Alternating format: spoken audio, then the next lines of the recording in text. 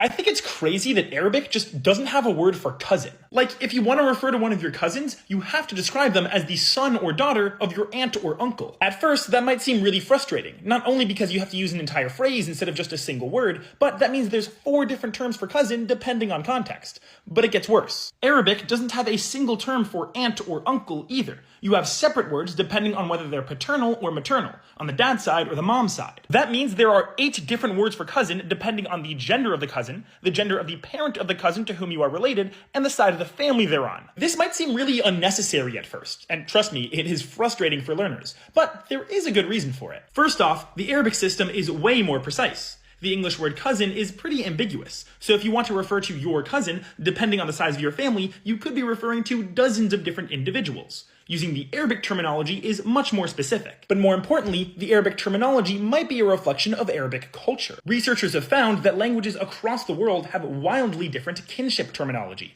and that those speakers' terms often correlate with those speakers' cultural values. Is the culture collectivist or individualistic? What is the relationship between someone and their parent siblings? Does the culture value one side of the family differently than the other? Research has shown that languages tend to distinguish between different kinship terms only if the distinction is culturally relevant. You're probably familiar with the idea of different languages having a different number of words for the same concept, but this is deeper than that. This is not just a linguistic distinction, but it's a reflection of a deeper socio-cultural distinction. Sometimes this idea is called a social grammar. And what's fascinating is that often this isn't just culture and thought process influencing language, but vice versa as well. Like in English, when I refer to my family, I'm not often thinking that hard about my mom's side versus my dad's side. But when I speak in Arabic, it's almost like the language is forcing me to be conscious of it, which really makes you wonder about other aspects of your language that might be subtly influencing your thoughts. And if you're interested in learning spoken Arabic, well, I'm partnered with a company that specializes in teaching it, so check the link in my bio.